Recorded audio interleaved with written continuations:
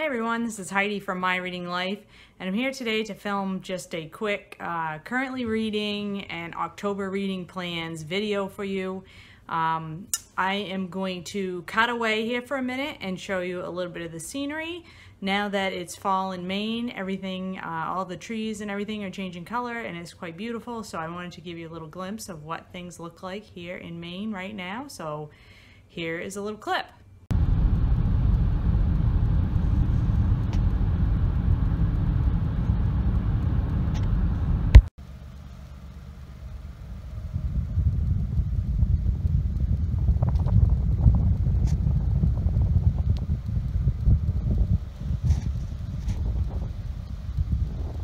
So let's just get started with what I'm currently reading. Now, I always forget how busy September is for me.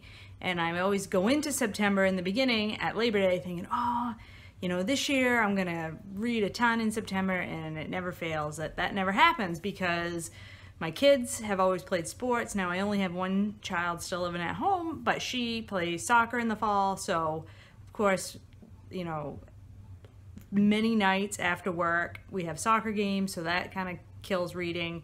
And then we have lots of fall projects to do on the weekends, trying to get everything ready for winter.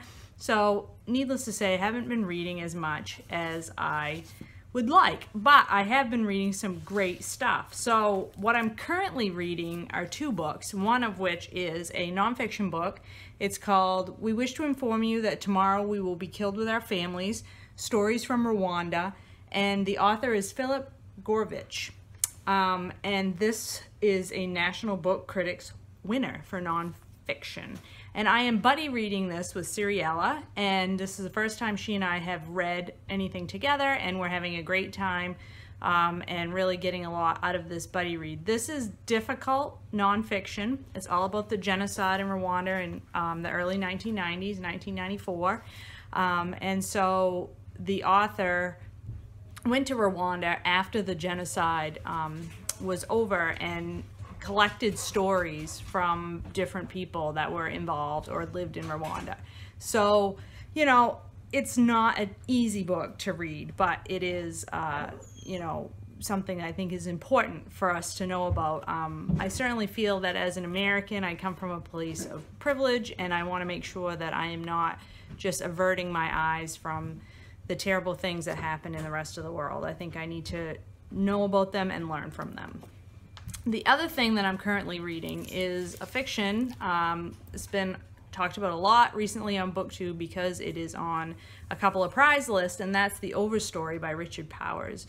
And this is a very chunky fiction book that is sort of follows a group of people as they all become involved in the fight to save some redwoods in California.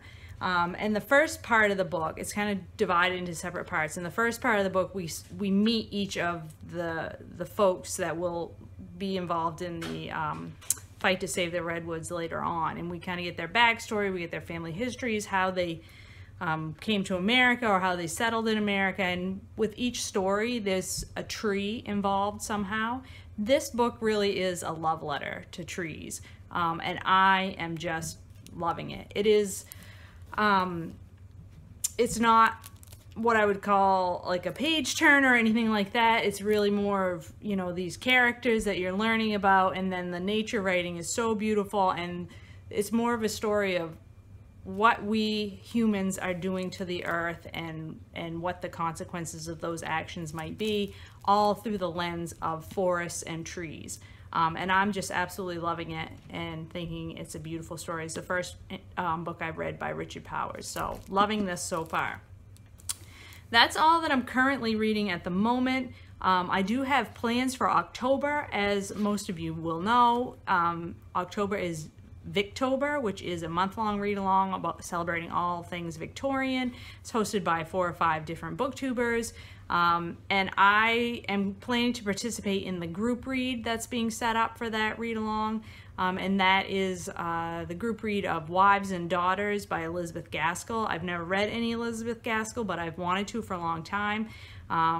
She sounds like somebody that's right up my alley, as I do love Jane Austen and other books of that kind. So I'm looking forward to participating in that group read. And then I'm not going to follow the prompts that have been put out for the month-long readathon for Victober. But what I do want to do is take this opportunity to read some short stories from the Victorian period. So I had picked up this Great American Short Stories collection at a library book sale a while ago, more than a year ago. And this has a whole chunk of stories that were all written during the Victorian period. So I am going to start with The Telltale Heart by Edgar Allan Poe, which I believe I already read once before.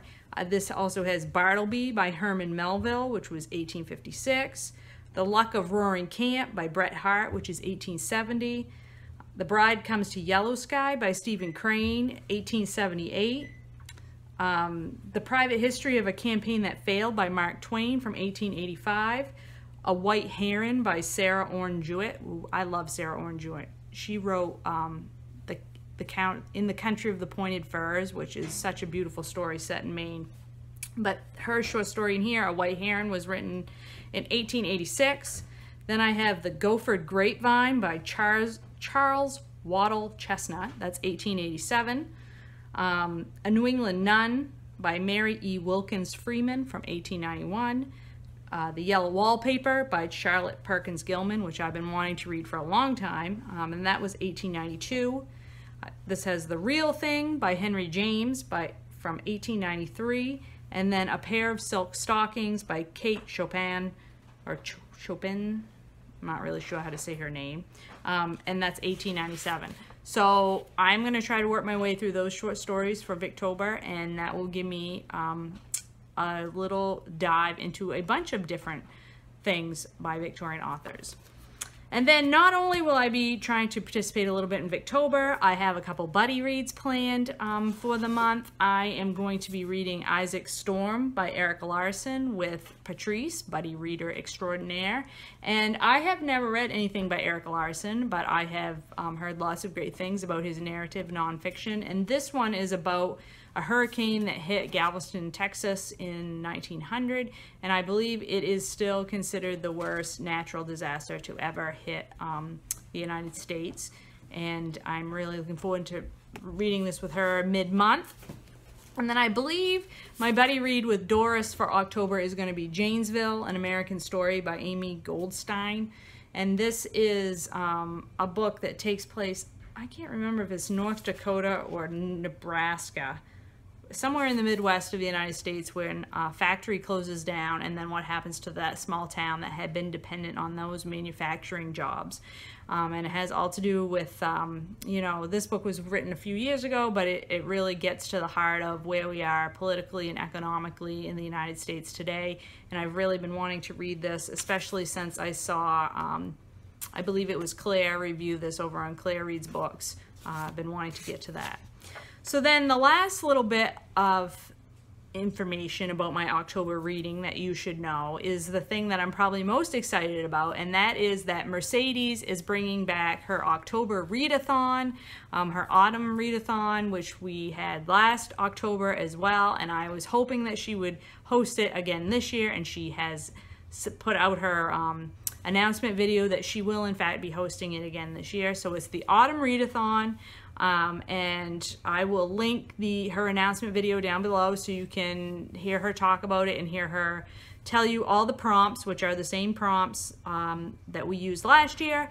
But anyway, the autumn Readathon will be taking place over the week from October 20th through the 26th, and I'm super excited about it. And I will be back later on in the month with a TBR video that talks all about the prompts and what I plan to read for them. But in the meantime, I am excited about my reading that I have planned for October. I hope that you all have some good books planned for the month, and I will talk to you later.